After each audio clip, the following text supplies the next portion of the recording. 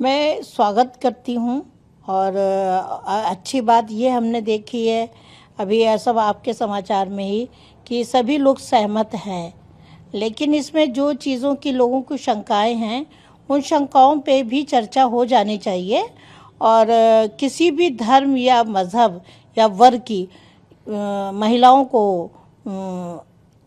ये देख करके रिजर्वेशन ना हो कि इस मज़हब की है या इस धर्म की है। सभी धर्म या समुदाय और वर्ग को लेकर के चलना चाहिए और योग्य महिलाएं चलनी चाहिए, चुनी जाए 33% में। हम तो 50% चाहते थे, लेकिन चलिए ठीक है, इतने सालों से ये लड़ाई लड़ रहे थे, इसमें हम 33% भी पास हो रहा है तो हम इसको सहमत हैं और हम स्वागत करते हैं।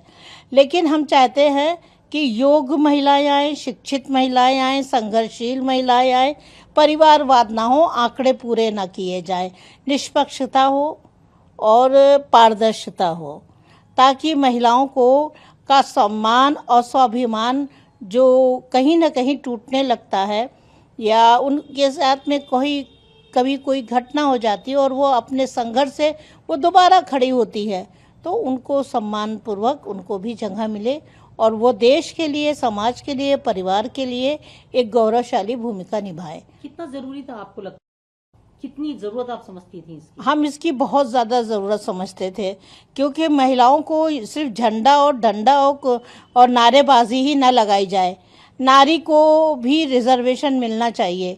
नारी के लिए नारे लगाए जाएं, बड़े बड़े नारी के लिए भाषण दे दिए जाएं और नारी के लिए अब उनकी उपेक्षा हो, उनको आप सिर्फ नारेबाजी करवाएं, उनको पर्ची बंटवाएं कि हाँ जाओ नॉक करो, दरवाज़ा खटखटाओ और वोट के लिए सिफारिश करो, लेकिन उनको नहीं मिलता था।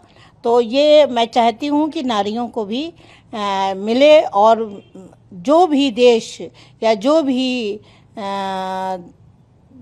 परिवार अगर नारी की शक्ति को सम्मान देता है, उसके अधिकार और उसकी योग्यता को सराहता है, तो वो परिवार हो, चाहे देश हो, चाहे राष्ट्र हो, वो तो खुशहाल होगा। शिक्षित नारी और समृद्ध नारी होगी। मैं चाहती हूँ कि क्योंकि हमने एक महिला पर्सनल लॉ बोर्ड, जो महिला बोर्ड का हमने संगठन किया था कई साल पहले और 3 तलाक पे लड़ी थी, वो सिर्फ इसलिए आत्म सम्मान, स्वाभिमान और नारी शक्ति को लेकर के किया था, क्योंकि नारी के लिए बार बार फतवे आ रहे थे, चुनाव न लड़े, ये ना करे, वो ना करे, को एजुकेशन ना हो। क्यों ना हो? इस्लाम के 1400 साल पहले मोहम्मद सल्लल्लाहु अलैहि वसल्लम ने रिजर्वेशन तो महिलाओं का तभी हो गया था, 1400 साल पहले। और इस्लाम की तारीख में पार्लियामेंट में वो मेंबर थी, मजलिस शूरा में मेंबर थी, अकाउंटेबिलिटी की वो चेयरमैन थी, मुफ्ती थी, काजी थी, योद्धा थी, नर्स थी। हर तरीके से महिलाओं को सम्मानपूर्वक उनको स्थान उनकी योग्यता के आधार पर दिया जाता था।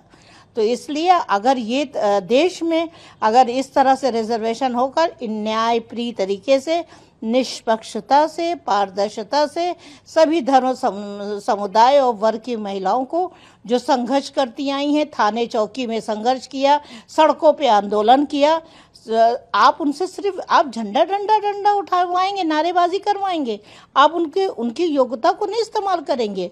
कहीं अपनी पत्नी को ले आएंगे, कहीं परिवार में किसी को ले आएंगे इसलिए कि 33% आंकड़े पूरे करने, नहीं, ये कतई नहीं होगा। इसका हम विरोध भी कर देंगे सड़कों पर, क्योंकि अच्छी शुरुआत है। हम हाँ, बड़े लंबे समय से हम लोग आशा करते थे और ये भरोसा करते थे कि कभी न कभी हम नारियों को भी आरक्षण मिलेगा, और मैं स्वागत करती हूँ और शुभकामनाएं देती हूँ।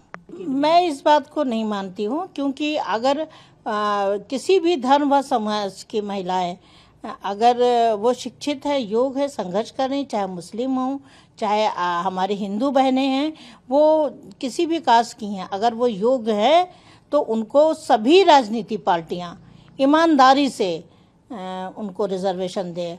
अगर मुस्लिम महिलाएं भी योग्य हैं तो उनको भी दें, और दूसरे मज़हब की भी महिलाएं हैं उनको भी मौका दें, क्योंकि उनका भी आना ज़रूरी, ताकि वो अपने समाज, अपने परिवार और अपने देश के लिए एक गौरव के लिए बात होगी, और देश के विकास में वो एक इतिहास रचेंगी। तो ये जो बात आ रही है कि वुमेन रिजर्वेशन बिल में महिला आरक्षण, मुस्लिम महिला आरक्षण बिल्कुल लाना चाहिए, आप महिलाओं को बांटना नहीं चाहिए हिंदू मुस्लिम में।